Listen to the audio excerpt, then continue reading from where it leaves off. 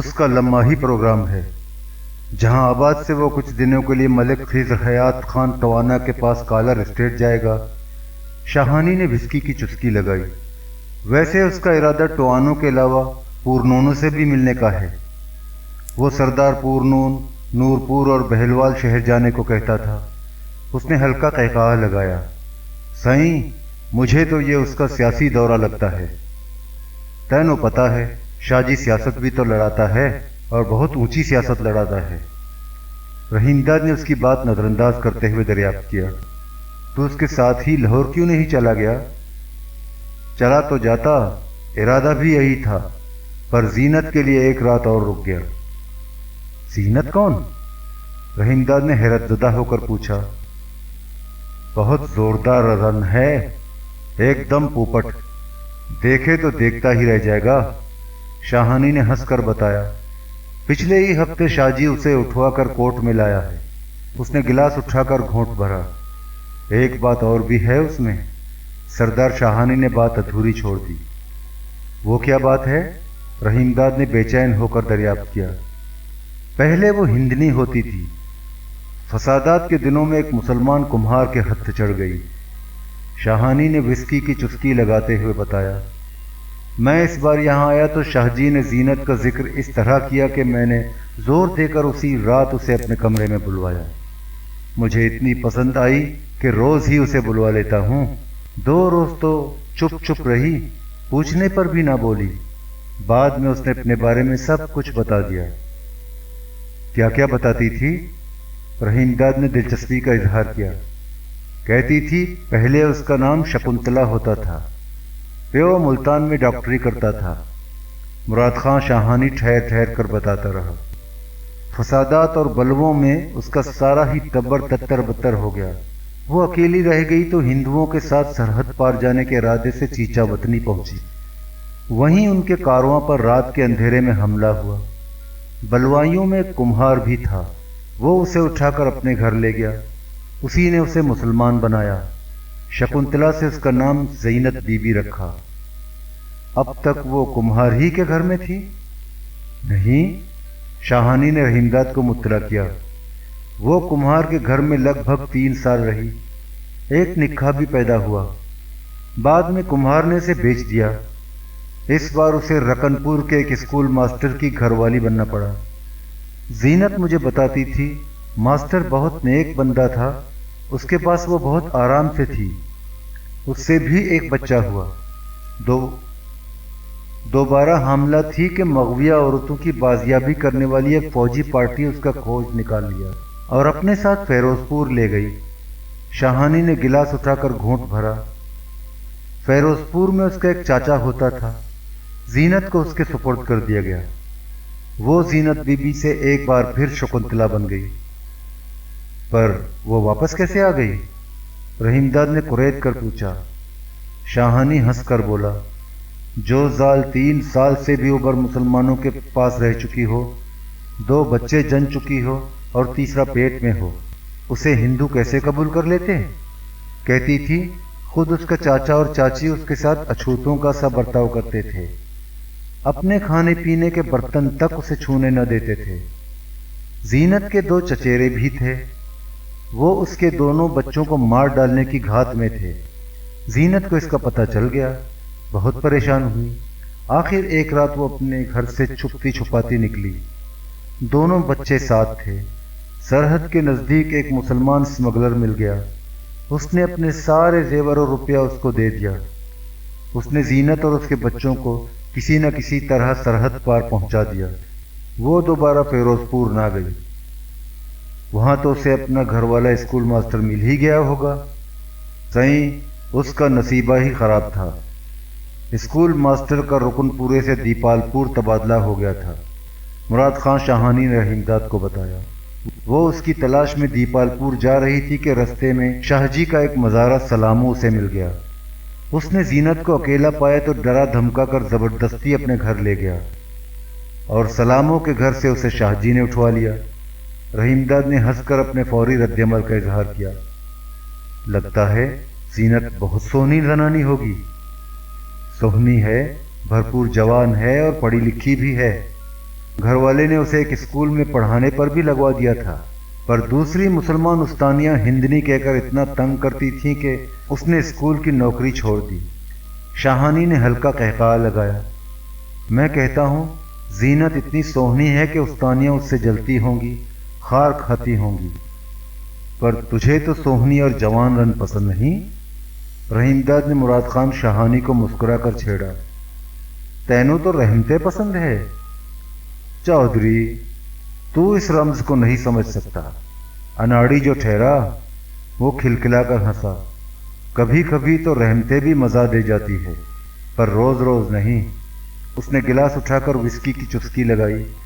تو نے زینت کو دیکھا نہیں، 3 شوہروں کے پاس رہ چکی ہے، بچے بھی جن چکی ہے، پر اب تک اس کا بدن ریشم کی طرح ہے، نرم اور ملائم۔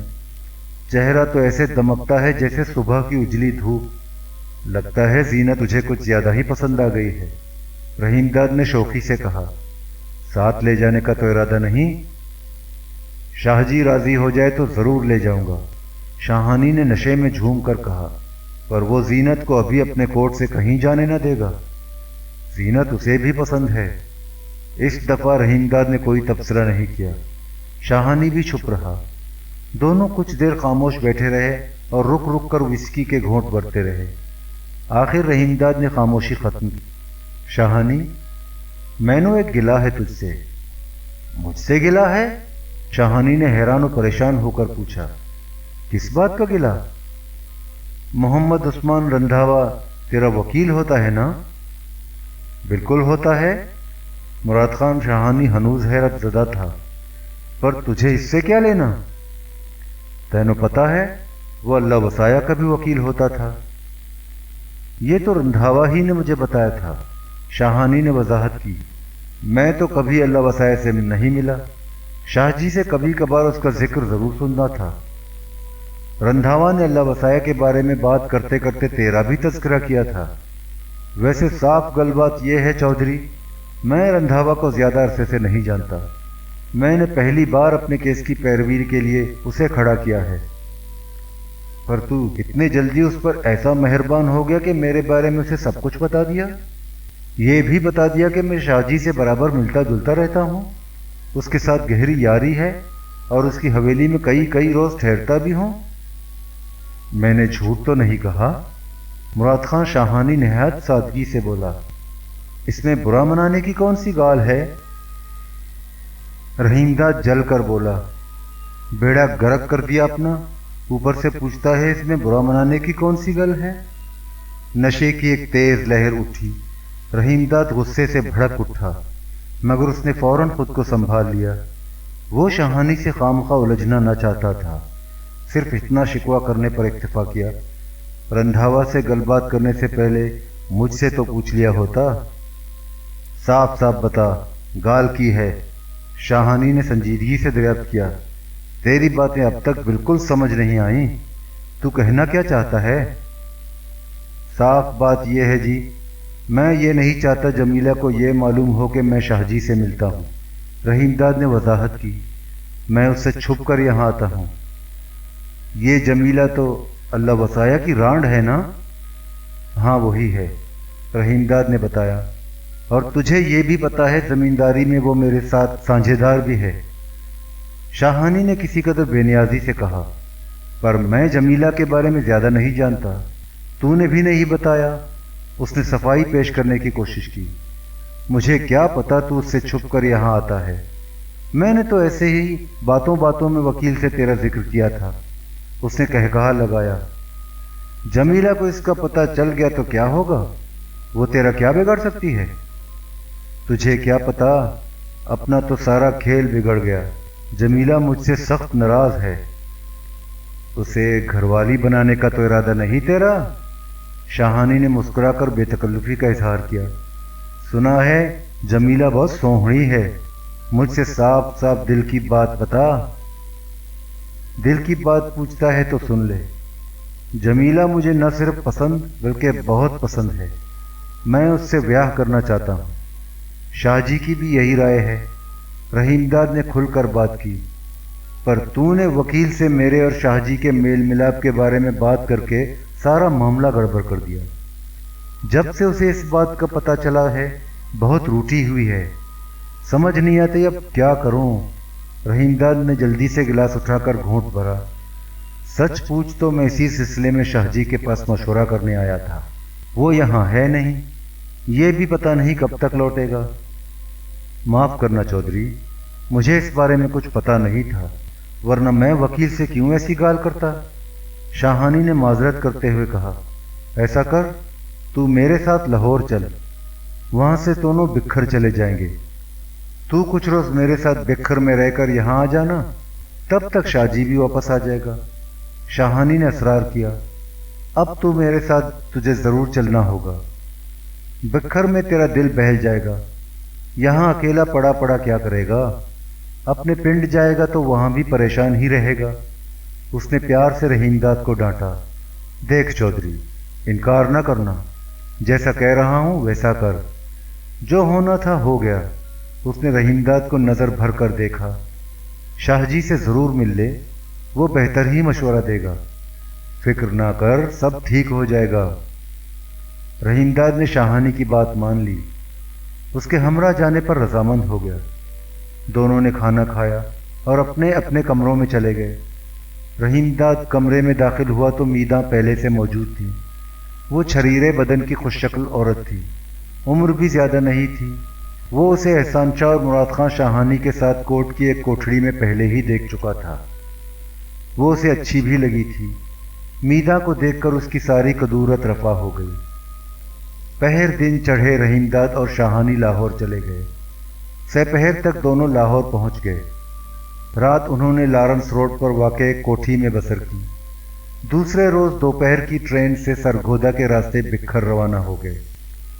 سرگودا شہر سے گزر کر ٹرین خوشاب کی حدود میں داخل ہوئی۔ ہڈالی سے آگے مٹھا ٹوانا ریلوے اسٹیشن تھا۔ ٹرین مٹھا ٹوانا پہنچی تو رحیم داد نے وہاں اترنے کی خواہش ظاہر کی۔ وہ جہان آباد جا کر احسان شاہ سے ملنا چاہتا تھا۔ اسے بکھر سے کوئی دلچسپی نہیں تھی، مگر مراد خان شاہانی آمادہ نہیں ہوا۔ اس نے مخالفت کرتے ہوئے کہا، چودھری، یہ بھی تو ٹھیک سے پتہ نہیں کہ شاہ جی جہان آباد میں ہے یا کالر اسٹیٹ میں۔ رحیم داد نے اصرار کیا، جہان آباد سے یہ تو معلوم ہو جائے گا شاہ جی کہاں ہے، اس کے سارے پروگرام کا پتہ چل جائے گا۔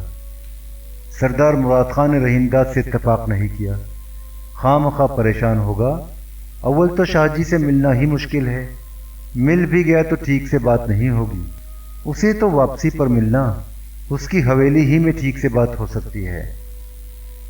رحیم داد نے کوشش بھی کی مگر شاہانی کو آمادہ نہ کر سکا۔ مراد خان شاہانی سیدھا کندیاں پہنچنا چاہتا تھا۔ وہاں اسے ضروری کام تھا جو فوری طور پر نمٹانا تھا، چنانچہ سفر جاری رہا۔ کندیاں پہنچ کر دونوں اسٹیشن سے نکلے۔ انہوں نے میاں شاہ علی کی حویلی میں قیام کیا۔ شاہ علی بڑا زمیندار اور شاہانی کا گہرا یار تھا، مگر کندیا میں دونوں صرف ایک روز ٹھہرے۔ کندیا سے وہ بکھر کی جانب ٹرین میں چلے، تھل سے گزرے۔ راستے میں دور دور تک بنجر اور ریتیلے ٹیلے نظر آتے تھے۔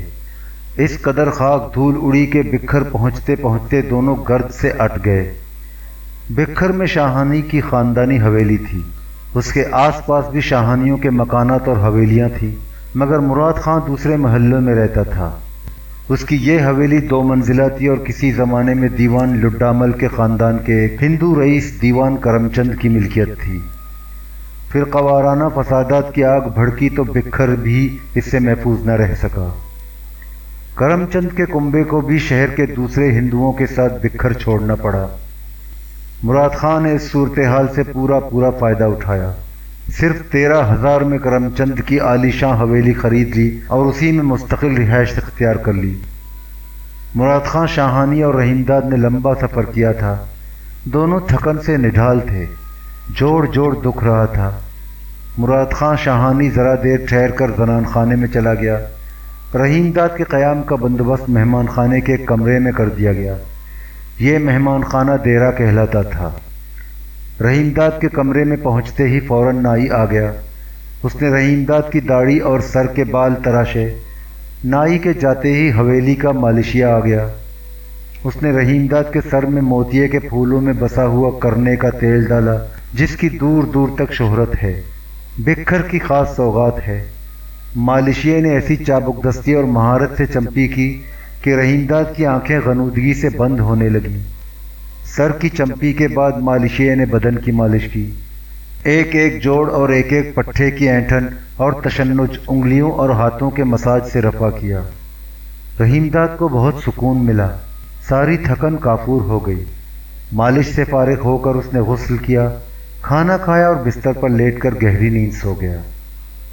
شام ہوئی اور اندھیرا پھیلا تو شاہانی کمرے میں آیا۔ رحیم داد بیدار ہو چکا تھا۔ مراد خان شاہانی اسے قریب کے کمرے میں لے گیا۔ ذرا ہی دیر میں بوتل آ گئی، گلاس آ گئے، پانی آ گیا۔ دونوں شغل کرنے لگے۔ شاہانی بہت مسرور اور تر و تازہ نظر آ رہا تھا، بات بات پر قہقہے لگا تھا، مگر رحیم داد چپ چپ تھا۔ اس کا چہرہ مزمحل تھا اور آنکھوں کی چمک دھندلی اور دھواں دھواں تھی۔ مراد خان نے اسے افسردہ اور پریشان دیکھا تو سرگوشی کے عالم میں ہنس کر بولا، چودھری، تیری حالت دیکھ کر تو صاف پتہ چلتا ہے تجھے جمیلہ سے پیار ہو گیا ہے۔ اس نے کہا بلند کیا، یہی بات ہے نا؟ رحیم داد دل کی بات چھپا نہ سکا، گہری سانس بھر کر بولا، جب سے جمیلہ نے مجھ سے یہ کہا ہے کہ وہ پنڈ چھوڑ کر لاہور جائے گی، اس وقت سے جی پریشان رہتا ہوں۔ اس کے لہجے میں کسک تھی۔ سچ کہتا ہوں، کچھ بھی بھلا نہیں لگتا۔ پریشانی کی ایک بات یہ بھی تو ہے کہ جمیلہ کے ساتھ اس کے مربے بھی چلے جائیں گے۔ شاہانی نے رحیم داد پر چوٹ کی، تجھے مربوں کی فکر زیادہ ہوگی۔ وہ کھلکھلا کر ہنسا، نکاح پڑھا لے، جمیلہ کے ساتھ اس کی زمین اور جائیداد سب تیرے ہتھ میں آ جائے گی۔ میں نے غلط تو نہیں کہا؟ مجھے مربوں کے نکل جانے کی فکر تو ہے، پر جمیلہ چلی جائے یہ میں کسی طرح برداشت نہیں کر سکتا۔ ویسے اس کی باتوں سے لگتا ہے اپنی زمین تو شاید مجھی کو دے جائے۔ وہ بہت حوصلے والی ہے، دل بھی اتنا وڈا رکھتی ہے۔ اس نے دونوں ہاتھ پھیلا دیے، سمجھ نہیں آتی، وہ چلی گئی تو میرا کیا بنے گا؟ رحیم داد نے ٹھنڈی سانس بھری، گلاس ہونٹوں سے لگایا اور آہستہ آہستہ گھونٹ بھرنے لگا۔ اس کے چہرے پر غم کا سایہ پھیلتا جا رہا تھا۔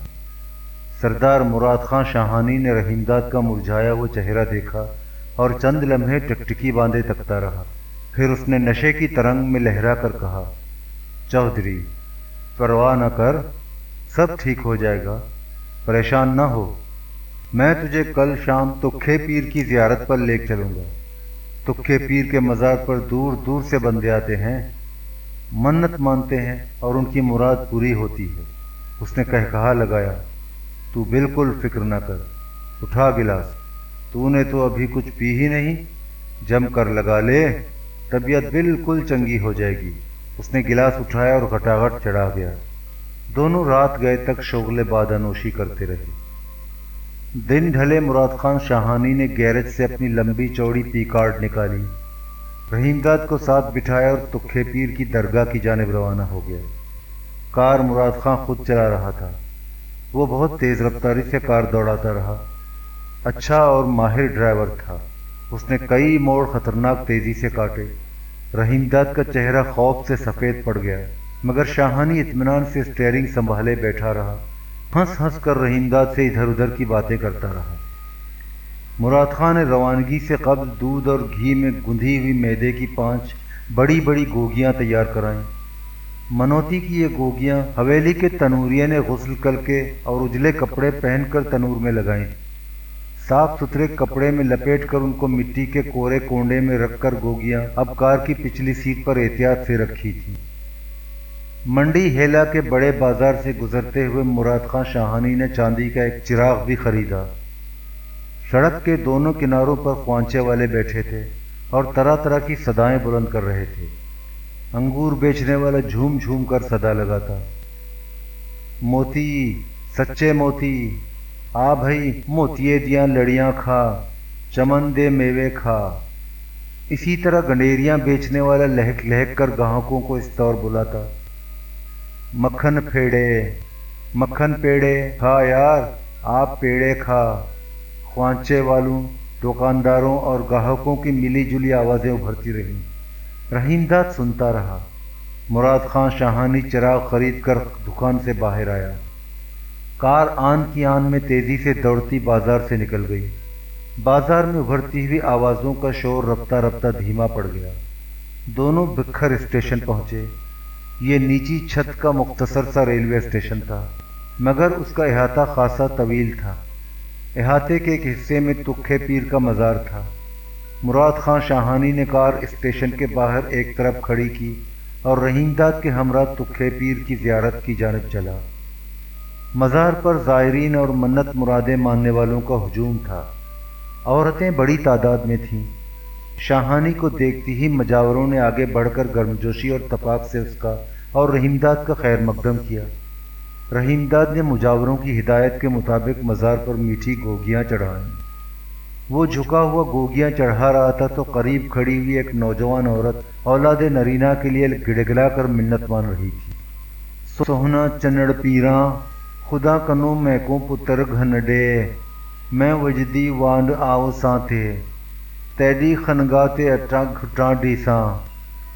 मीठी रोटियां और गोगियां मज़ार पर चढ़ाने के बाद एक मुजावर की हिदायत पर रहीमदाद ने अपने हाथ से चांदी का चिराग रोशन किया। आगे बढ़ा और निहायत अकीदत और एहतराम से उसे कब्र के सिरहाने रख दिया। सर से पगड़ी उतारी, शिमले में गिरा लगाई, पगड़ी दोबारा सर पर रखी और दोनों हाथ उठाकर ज़ेरे लब ये दुआ मांगी, पीर सईं, जमीला मेरी बन जाए, मुझसे ब्याह करने पर राज़ी हो जाए। जब तक मेरी मन्नत पूरी नहीं होगी पग की गिरा नहीं खोलूँगा। मेरी मुराद पूरी हो जाएगी तो मैं तेरी खनगाह पर दोबारा हाज़िरी दूंगा, मीठी रोटियां चढ़ाऊंगा और नया चिराग रोशन करूंगा। मन्नत मानने के बाद रहीमदाद और मुराद खां शाहानी वापस हुए। बाहर जाते हुए शाहानी ने मजावरों को 10-10 रुपए दिए। दोनों स्टेशन के हाथे से निकले तो शाम का धुंधलका रफ्ता रफ्ता फिजा में तहलील होता जा रहा था। मुराद खां ने कार स्टार्ट की और वापस घर जाने के बजाय बिखर की मारूफ तफरीगाह बाग दिलकुशा की जानिब रवाना हुआ। दोनों वहां पहुंचे तो अंधेरा गहरा हो चुका था। बाग सुनसान पड़ा था। हवेली की सिमत लौटते हुए कार एक टीले के करीब से गुजरी। टीले पर पीलू के दरख्तों का एक झुंड के नीचे मुसलियों और कटानों का झुमघटा था। झूम झूम कर भंग घोंटी जा रही थी। मिट्टी के कूजों और अलमुनियम के गिलासों में भर भर कर पी जा रही थी। एक तरफ मशाल रोशन थी, उसकी तेज रोशनी में हिजड़े ढोलक की थाप पर कूले मटका कर नाच रहे थे। लहक लहक कर झूमर का मकबूल मकामी गीत गा रहे थे। नाई है बारी तोला पराना, मैं मटनारी तरवी न जाना, दुवी जुगनीदी ला नुखे, दिल पटे तांगे, रखा में उम्मीद माही दे पलटन दी। नाचने वालों के इर्द गिर्द बैठे हुए भंगड़ मुसल्ली और कटाने गहरे नीले नीले मंझले और धोतियां बांधे हुए और मैले कुचैले कुर्ते पहने जोर जोर से कह लगा रहे थे। तालियां बजाकर थाप दे रहे थे। नशे की तरंग में कोई मंचला उठकर हिजड़ों के साथ नाचने लगता तो कहकहों का जबरदस्त शोर बुलंद होता। ढोलक पर जोर से चोट लगाई जाती, नाच और तेज हो जाता। मुराद खां शाहानी ने कार टीले से हटकर एक तरफ खड़ी कर दी। दोनों कार से उतरकर बाहर निकले और कार के मडगार्ड से टेक लगाकर खड़े हो गए। मुराद खां शाहानी ने टीले की सिमत हाथ उठाकर रहीमदाद को बताया, चौधरी, इस टिब्बे पर अक्सर ऐसी ही मेल लगती है। सावी पी जाती है और इसके नशे में मस्त होकर ऐश होते हैं। हिजड़ों और मंटोरों के अलावा नाच गाने के लिए कंजरियां भी आती हैं। ज़बरदस्त रौनक रहती है। उसका लहजा संजीदा हो गया। ये गरीब कम्मी हैं, उनकी यही तफरीह है। दिन भर डटकर मजदूरी करते हैं, शाम को मेल कर सावी से शुगल करते हैं, थकन उतारते हैं, अपने दिल खुश करते हैं। वो हंसने लगा। लगता है इधर भी सावी का ज़्यादा ही रिवाज है। रहीमदाद ने कयास आराई की। बहुत ज़्यादा। मुराद खां शाहानी गोया हुआ। तुझे भी सावी पिलवाऊंगा। मेरे पास एक माहिर गुड़िया भंगीरा है, बहुत मेहनत से घुटाई करके सावी तैयार करता है। اس کے ہاتھ کی تیار کی ہوئی ساوی پیے گا تو لطف آ جائے گا۔ اس نے مڑ کر رحیم داد کو دیکھا۔ تو نے کبھی ساوی پی ہے؟ ملتان میں تھا تو کبھی کبھی پی لیتا تھا، رحیم داد نے جواب دیا، پر ادھر ایک مدت سے بالکل نہیں پی، ملی ہی نہیں۔ جمیلہ کسی طرح کا نشہ پسند نہیں کرتی، اس لیے میں نے اپنی حویلی میں کبھی نشہ پانی نہیں کیا، اللہ وسائے بھی نہیں کرتا تھا۔ تب تو تجھے ضرور ساوی پلواؤں گا۔ شاہانی نے مسکرا کر رحیم داد کے کندھے پر بے تکلفی سے ہاتھ مارا۔ تکھے پیر کی زیارت پر تو نے منت مانی ہے، تیری منت ضرور پوری ہوگی، جمیلہ بھی تجھے ملے گی اور اس کے مربے بھی۔ تکھے پیر کی زیارت پر مانی ہوئی منت خالی نہیں جاتی۔ اس نے حسب معمول قہقہا بلند کیا۔ اسی خوشی میں ایک جشن ہو جائے، اپنی حویلی میں میل لگے گا، اس میں تجھے بلوچوں کا جھومر دکھاؤں گا۔ اس نے ٹیلے پر ناچتے ہوئے ہجڑوں کی طرف ہاتھ اٹھا کر اشارہ کیا۔ ناچ تو یہ بھی جھومر ہی ہے، پر یہ کوئی جھومر ہے؟ اس نے ناپسندیدگی کے طور پر منہ بگاڑا۔ میں واپسی پر میل کا بندوبست کراتا ہوں۔ رحیم داد خاموشی سے شاہانی کی باتیں سنتا رہا۔ تکھے پیر کے مزار پر منت ماننے کے بعد وہ سکون محسوس کر رہا تھا۔ اس کے چہرے پر چھائی ہوئی پریشانی کا غبار کسی قدر چھٹ چکا تھا، مگر مراد خان شاہانی نے اسے خاموش دیکھا تو سمجھا کہ منت کے بعد بھی اس کی پریشانی رفع نہیں ہوئی۔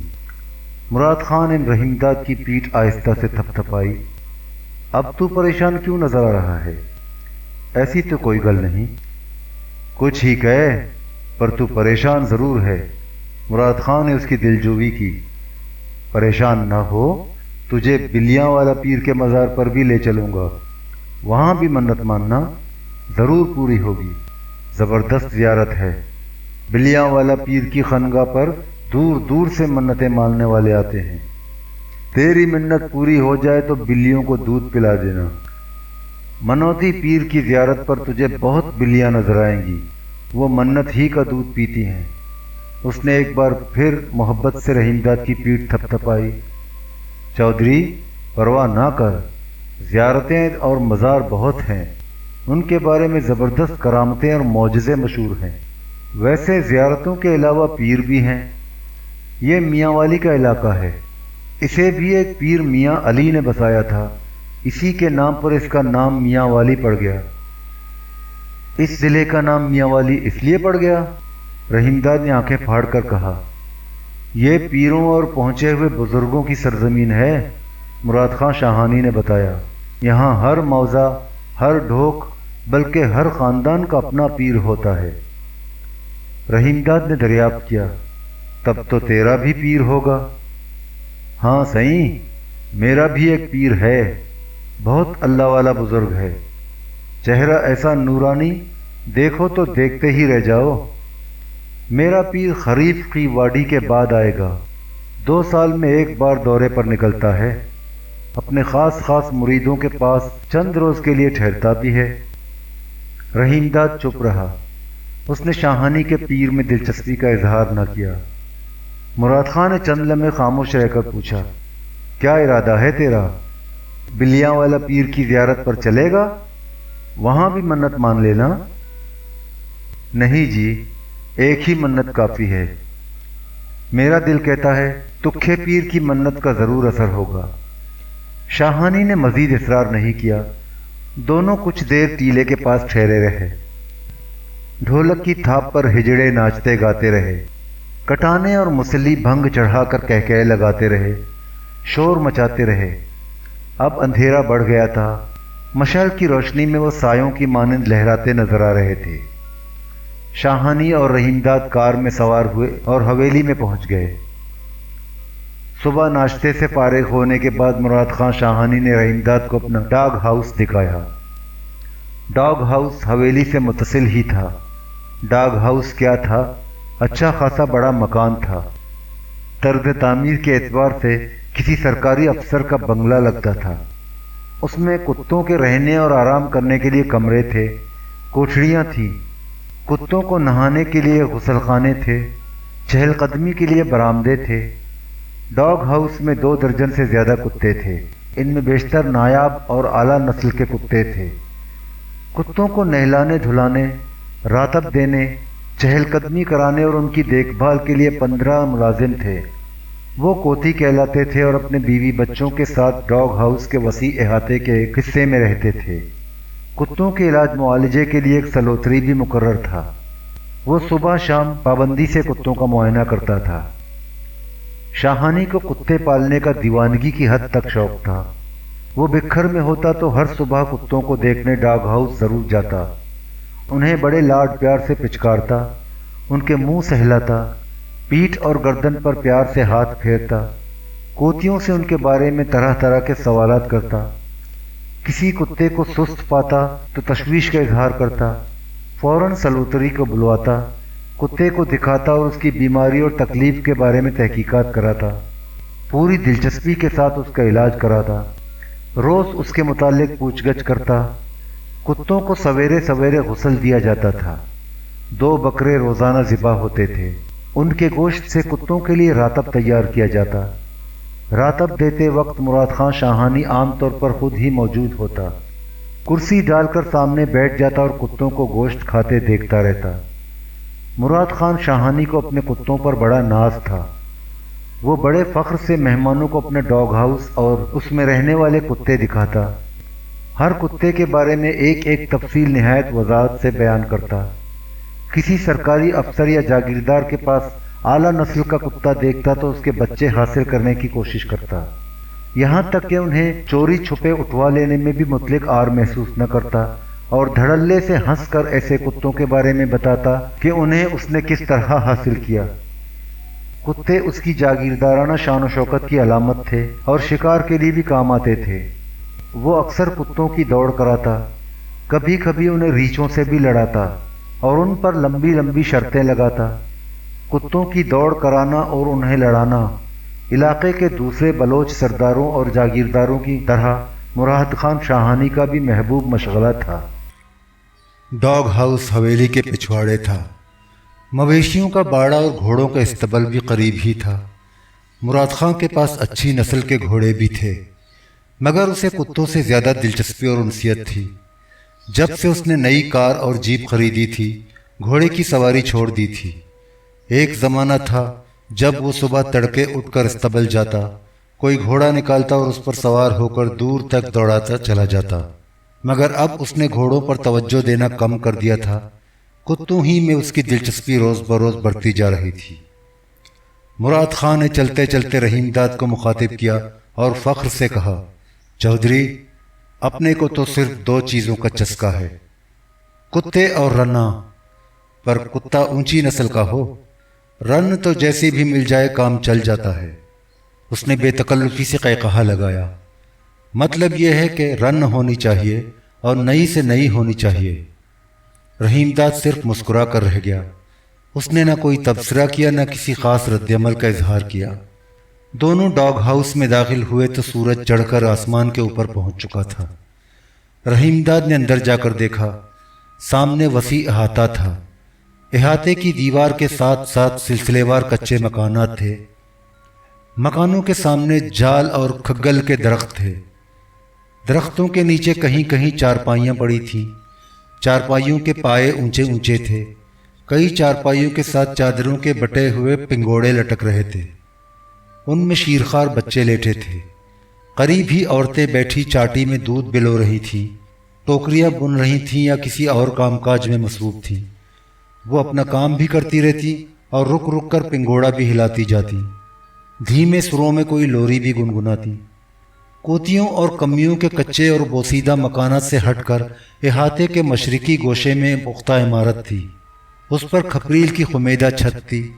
سامنے کے رخ پر طویل برآمدہ تھا۔ برآمدہ خوب کشادہ تھا۔ درمیان سے تنگ راستہ گزرتا تھا جس کے دوسری سرے پر دروازہ تھا۔ وہ ایک بڑے کمرے میں کھلتا تھا۔ راستے کے دونوں طرف لوہے کی سلاخوں کا مضبوط جنگلہ تھا۔ جنگلے کے اندر کتے بند تھے اور اس وقت راتب کھا رہے تھے۔ ڈاگ ہاؤس میں ہر طرف کچے گوشت کی بساند پھیلی ہوئی تھی۔ جنگلے کے قریب ہی ایک گھنے درخت کے نیچے چند کوتی زمین پر بیٹھے کھانا کھا رہے تھے۔ کھانے میں جوار اور باجرے کی روٹیاں تھیں۔ ایسی روٹیوں کو ڈوڈھا کہا جاتا ہے۔ کوئی شلجم کے پتوں کے ساگ اور لہسن کے ساتھ ڈوڈے کھانے میں مشغول تھے۔ مٹی کے ایک پیالے میں مکھن اور دوسرے میں جنڈ کی پھلی کا اچار بھی کھانے کے لیے موجود تھا۔ مراد خان شاہانی اور رحیم داد کو دیکھتے ہی وہ کھانا چھوڑ کر کھڑے ہو گئے۔ ہر طرف ہلچل مچی، عورتیں بھی کام کاج چھوڑ کر اٹھ کھڑی ہوئیں۔ ہر گوشے اور ہر سمت سے صدائیں بلند ہونے لگیں۔ سائیں صدا جیویں، سکھی صحت ہوئیں۔ دو کوتی بھاگم بھاگ کرسیاں اٹھا کر لائے اور لوہے کے جنگلے کے عین سامنے درخت کے سائے میں رکھ دیں۔ مراد خان شاہانی اور رحیم داد کرسیوں پر بیٹھ گئے۔ کوتی کرسیوں کے پیچھے نظریں جھکا کر ادب سے کھڑے ہو گئے۔ شاہانی نے کچھ دیر بعد پلٹ کر ان کی جانب سرسری سی نظر ڈالی، ہاتھ سے اشارہ کیا اور ان سے کہا، جاؤ روٹی کھاؤ۔ اس کے لہجے میں رعونت تھی۔ وہ چپ چاپ چلے گئے اور فرش پر بیٹھ کر ساگ اور ڈوڈھا کھانے میں جٹ گئے۔ مراد خان کتوں کو گوشت کا راتب کھاتے دیکھتا رہا اور ہر کتے کی جانب انگلی اٹھا کر رحیم داد کو بتاتا رہا، یہ کالے دھبوں والا فاکس ہاؤنڈ ہے، یہ کوکر اسپینل ہے، یہ ایلسیشن ہے، وہ گرے ہاؤنڈ ہے، اس کے ساتھ والا مشیف ہے، یہ بل ٹیریئر ہے، یہ پوڈل ہے، وہ کونے والا برنارڈ ہے، یہ باکسر ہے، یہ ریٹریور ہے، یہ نیو فاؤنڈ لینڈ ہے، وہ دیوار کے ساتھ ابرڈین ٹیریئر ہے، یہ کولی ہے۔ وہ جس کتے کی جانب انگلی اٹھاتا اس کی نسل اور خصوصیات کے بارے میں بھی نہایت ذوق و شوق سے بتاتا جاتا۔ رحیم داد کو کتوں سے کوئی خاص دلچسپی نہیں تھی، مگر مراد خان شاہانی کی خوشنودی کی خاطر ہر بات توجہ سے سنتا رہا۔ ویسے وہ شاہانی کا ڈاگ ہاؤس دیکھ کر خاصا مروب ہوا تھا۔ حیرت سے نظریں اٹھا کر ایک ایک طرف دیکھتا اور شاہانی کی باتیں سنتا۔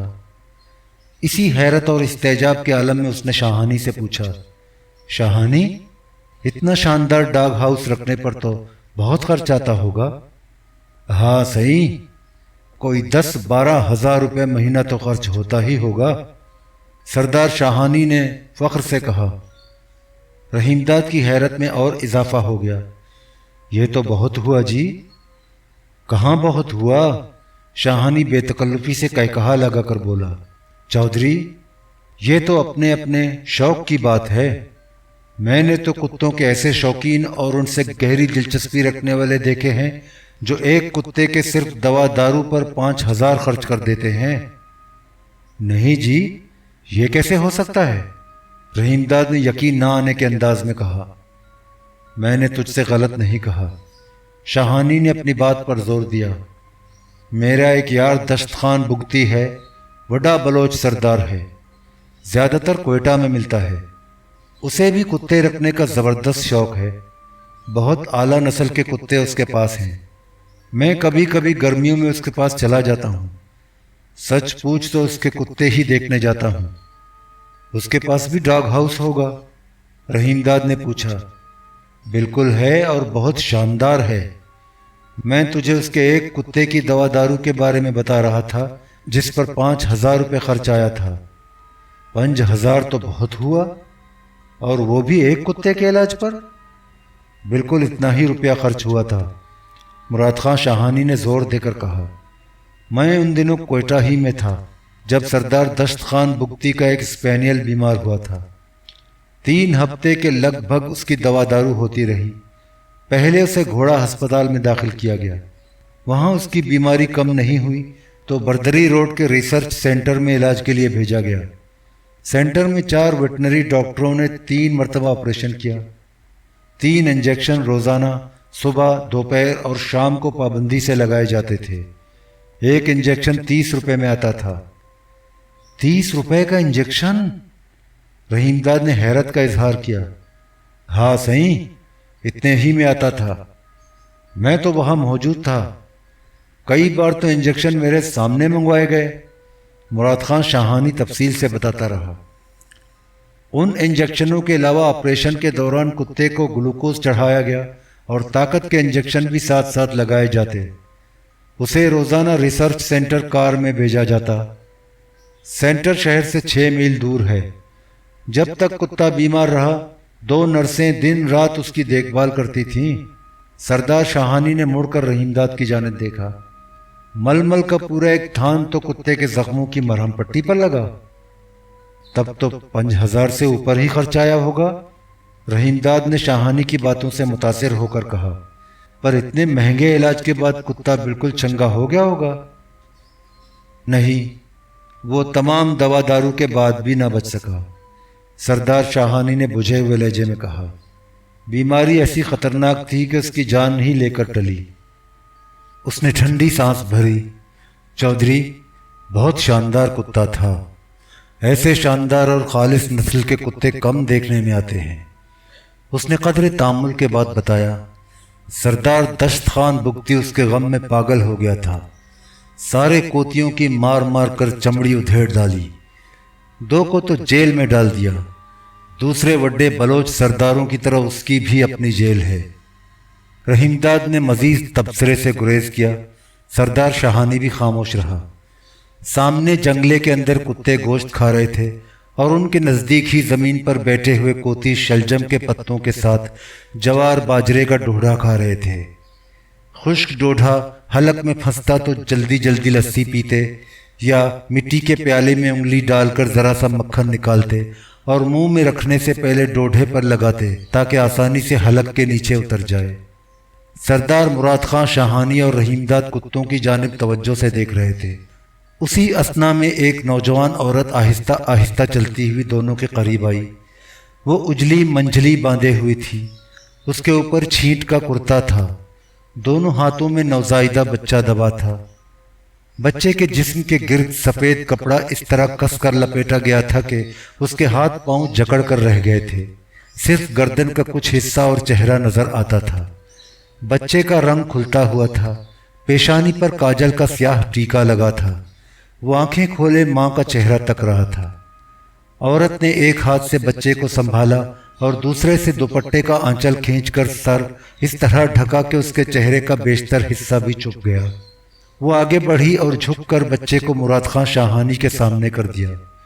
شاہانی نے پہلے بچے کو دیکھا، پھر مڑ کر عورت پر نظر ڈالی، مسکرایا اور رحیم داد کو مخاطب کیا، چودھری یہ کچھ کمزور لگتا ہے۔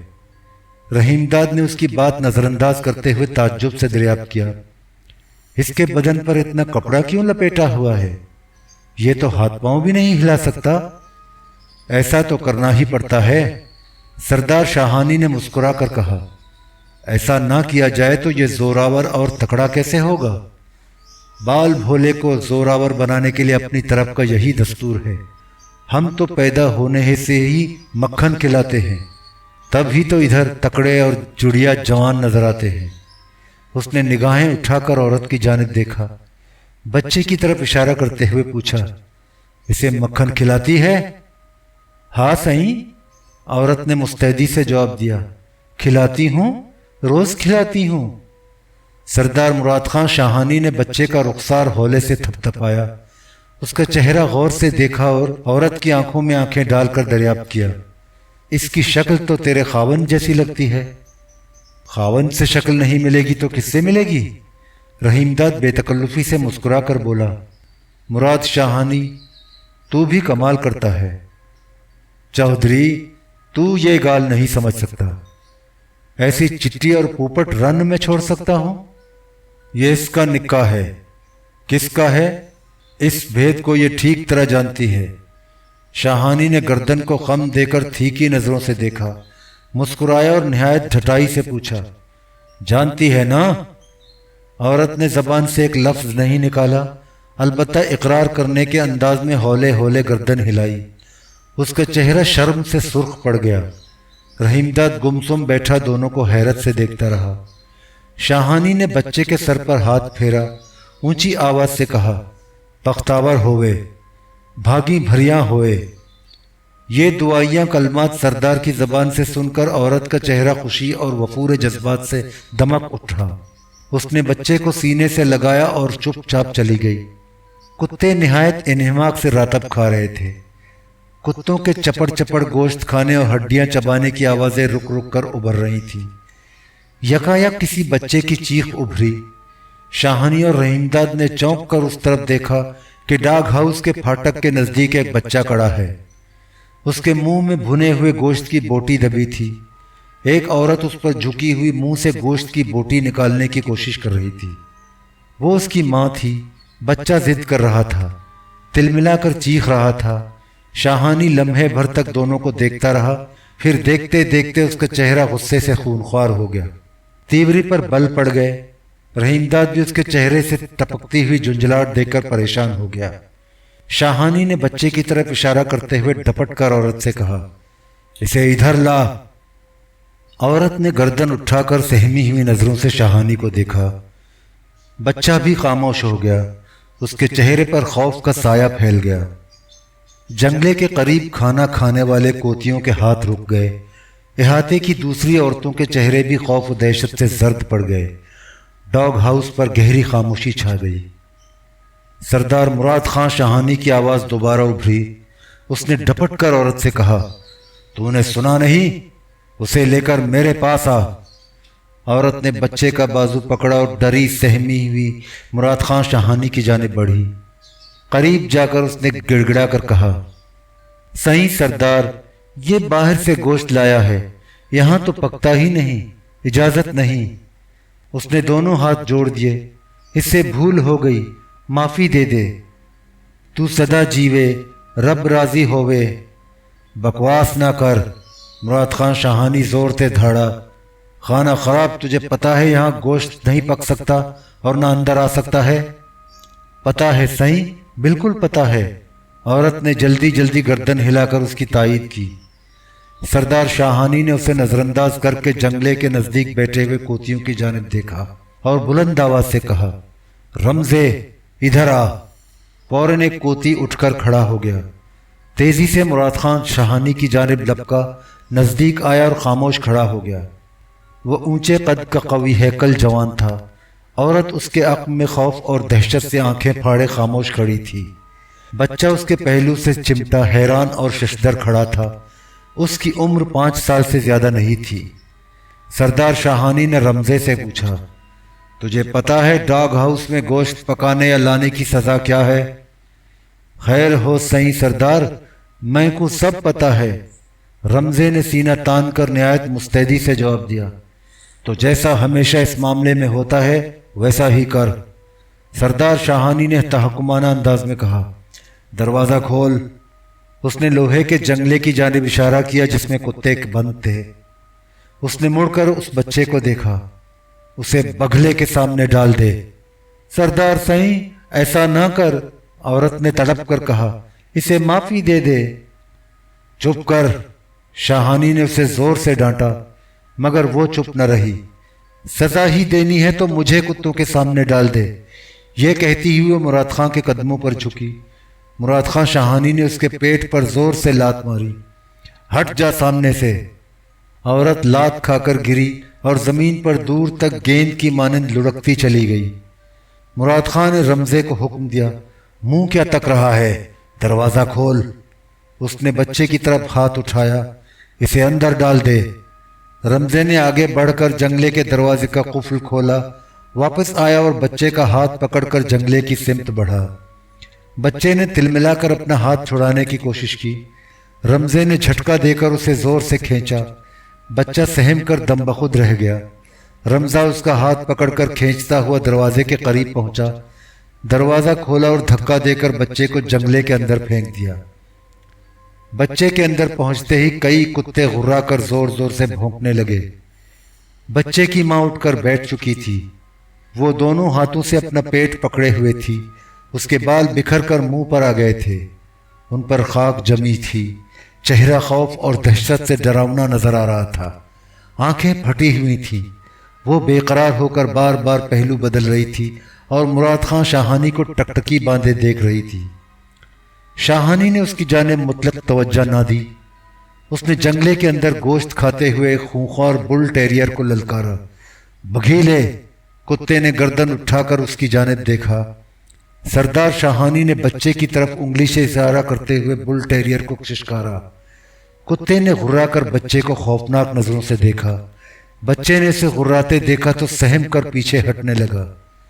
اس کی ماں اٹھ کر تیزی سے آگے بڑھی اور رحیم داد کے قدموں پر سر رکھ دیا۔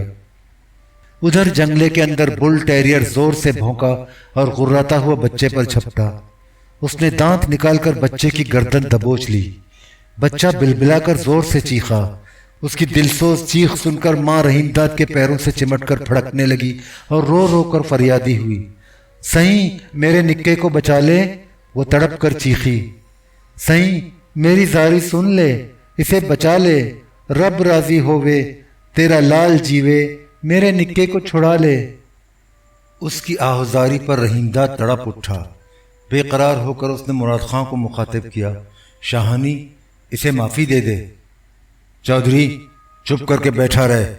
مراد خان نے اسے غصے سے جھڑک دیا، اس معاملے میں مت بول۔ بچے کی ماں رحیم داد کے پیروں سے چمٹی گڑ گڑاتی رہی۔ بچہ بار بار تلملا کر چیختا رہا۔ بل ٹیریئر نے اسے فرش پر گرا دیا تھا اور دانت نکال کر اس کا بدن بھنبوڑ رہا تھا۔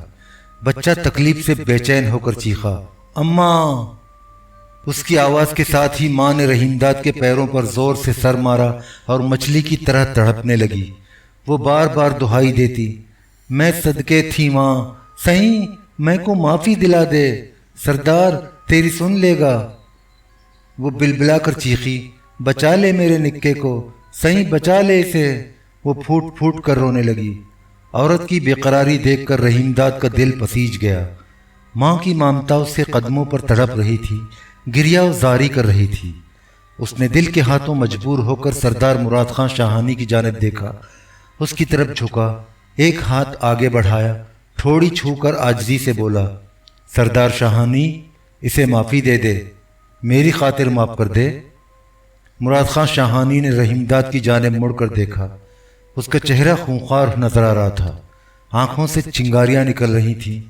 وہ چند لمحے رحیم داد کی جانب گھورتا رہا، پھر اس نے مڑ کر اپنے بل ٹیریئر پر نظر ڈالی، بگھیلے چھوڑ دے اسے۔ کتے نے دھیان نہیں دیا، بدستور بچے کو بھنبوڑتا رہا۔ سردار شاہانی نے اسے زور سے ڈانٹا، ہٹ جا بگھیلے۔ کتا اس قدر سدھا ہوا تھا کہ ڈانٹ سنتے ہی اس نے بچے کو چھوڑ دیا۔ گردن اٹھا کر شاہانی کو دیکھا، اپنی جگہ واپس گیا اور گردن جھکا کر راتب کھانے لگا۔ شاہانی نے رمزے کو حکم دیا، رمزے اسے باہر نکال لے۔ اس نے بچے کی طرف اشارہ کیا، چودھری میرا مہمان ہے اور مہمان کی بات ماننی ہی پڑتی ہے۔ رمزہ جنگلے کے اندر گیا اور بچے کو اٹھا کر باہر لے آیا۔ اس کے جسم پر جگہ جگہ بل ٹیریئر کے دانتوں اور پنجوں کے کھرونچے تھے، خراشیں تھیں، ان سے خون رس رہا تھا۔ بچہ خوف اور دہشت سے نیم جاں ہو رہا تھا۔ بچے کے باہر آتے ہی ماں دیوانہ وار دوڑی، بچے کو اٹھایا اور سینے سے لگا لیا۔ اس کی آنکھوں سے آنسوؤں کی جھڑی لگی ہوئی تھی۔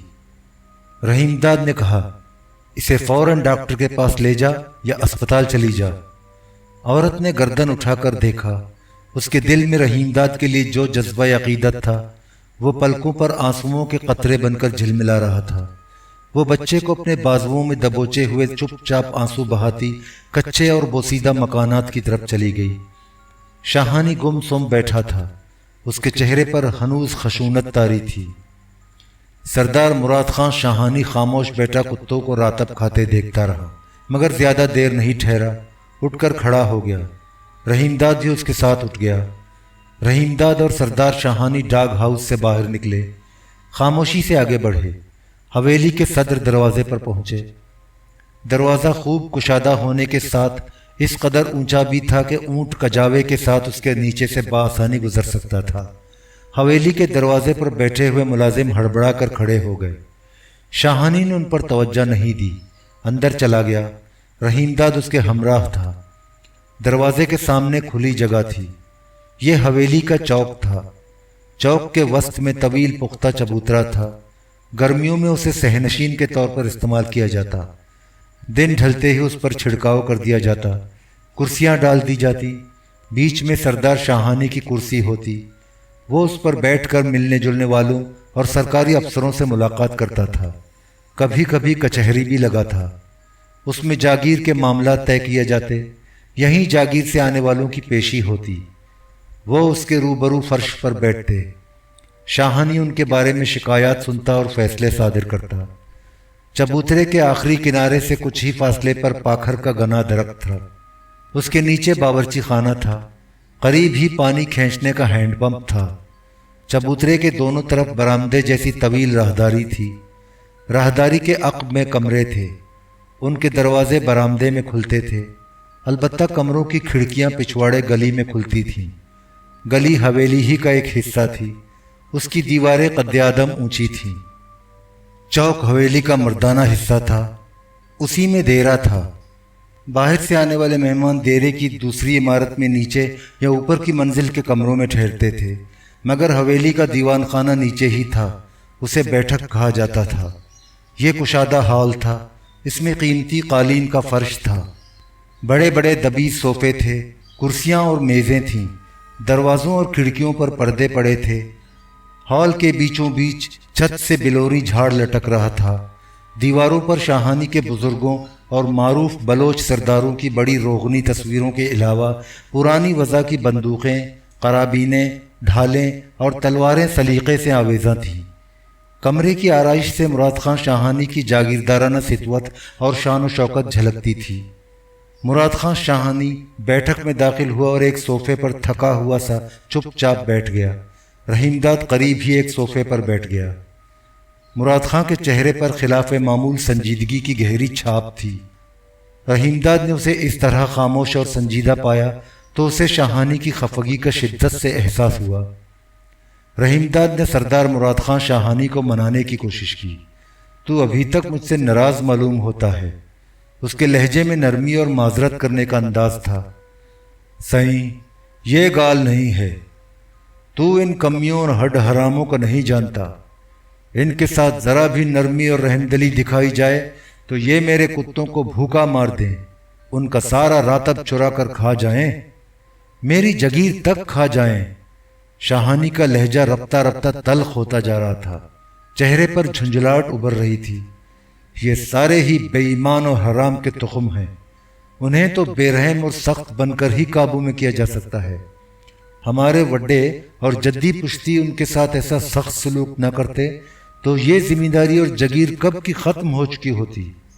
اس علاقے میں ذمہ داری چلانا مخول نہیں ہے، دل کی جگہ پتھر رکھنا پڑتا ہے۔ ٹھیک کہہ رہا ہے۔ رحیم داد نے خوشنودی حاصل کرنے کے لیے اس کی ہاں میں ہاں ملائی۔ پر یہ بھی تو ہو سکتا ہے تیرا کتا چھورے کو چھیڑ پھاڑ کر ختم کر دیتا۔ لگتا تو ایسا ہی تھا، تب کیا ہوتا؟ کچھ بھی نہ ہوتا، شاہانی نے نہایت بے نیازی سے کہا۔ پہلے بھی کئی بار ایسا ہو چکا ہے۔ تجھے پتا نہیں، پہلے یہ کتوں کے راتب کا گوشت نہ صرف چرا کر کھا جاتے تھے بلکہ بازار میں بیچ بھی دیتے تھے۔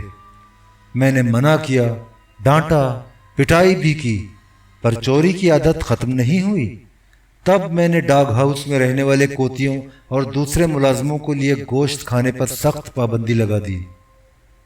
پر ایسا تو نہیں کیا ہوگا کہ سزا ہی میں کتے چیر پھاڑ کر کھا جائیں؟ میں نے کہا نا، کئی بار ایسا بھی ہوا، شاہانی نے بتایا۔ 2 کوتیوں کو تو کتوں نے نہ صرف گرا دیا بلکہ ان کا گوشت بھی نوچ نوچ کر کھا گئے۔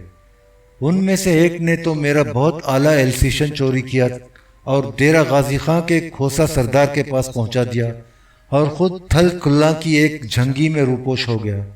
پر میرے کرندے اور کامے تلاش کر کے اسے پکڑ ہی لائے۔ میں نے سویرے سویرے اسے کتوں کے سامنے ڈال دیا۔ وہ رات بھر کے بھوکے بھی تھے۔ ایسے جھپٹے کے ذرا ہی دیر بعد بدن سے گوشت غائب تھا، صرف ہڈیوں کا پنجر پڑا تھا۔ دوسرے نے راتب چوری کیا تھا، اس کا بھی یہی انجام ہوا۔ تو سچ کہہ رہا ہے؟ رحیم داد نے خوفزدہ ہو کر پوچھا۔ کسی نے تیرے خلاف تھانے میں پرچہ چاک نہیں کرایا؟ صاحب 302 کیس بن سکتا تھا۔ سائیں چودھری، تو کیسی گل کر رہا ہے؟ شاہانی نے ناگواری سے گھور کر رحیم داد کو دیکھا۔ تو پناہ گیرا ہے، تجھے ادھر کا کچھ پتہ نہیں۔ کوئی میرے خلاف پرچہ چاک کرانے جاتا تو الٹا اس کے خلاف چوری کا مقدمہ بن جاتا، حوالات میں بند کر کے چھتر سے ایسی پٹائی ہوتی کہ چمڑی ادھڑ جاتی۔ اس نے گردن اونچی کی اور نہایت رعونت سے بولا، چودھری، یہ ہماری جدی جگیر ہے، یہاں ہمیشہ ہماری عملداری رہی ہے، انگریز کے راج میں بھی اور آج بھی ادھر ہمارا ہی قانون چلتا ہے۔ اور पुलिस क्या करती है? रहीमदाद बदस्तूर हैरत में डूबा हुआ था। पुलिस और थानेदार भी हमारे ही बंदे हैं। हमारी मर्जी के बगैर कोई भी सरकारी अफसर यहाँ नहीं ठहर सकता। वो बेतकल्लुफी से ठट्टा मारकर पहली बार हंसा।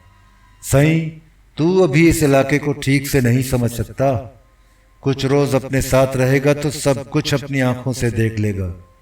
रहीमदाद खामोश रहा। वो सरदार मुराद खां की बातों से बहुत मरूब नजर आ रहा था। मुराद खां ज्यादा देर नहीं ठहरा, उठकर खड़ा हो गया। चौधरी, मुझे अब जाना है, तू रोटी खा लेना, मुझे बिल्कुल भूख नहीं। मुराद खां आहिस्ता आहिस्ता जनान खाने की जानिब चला गया।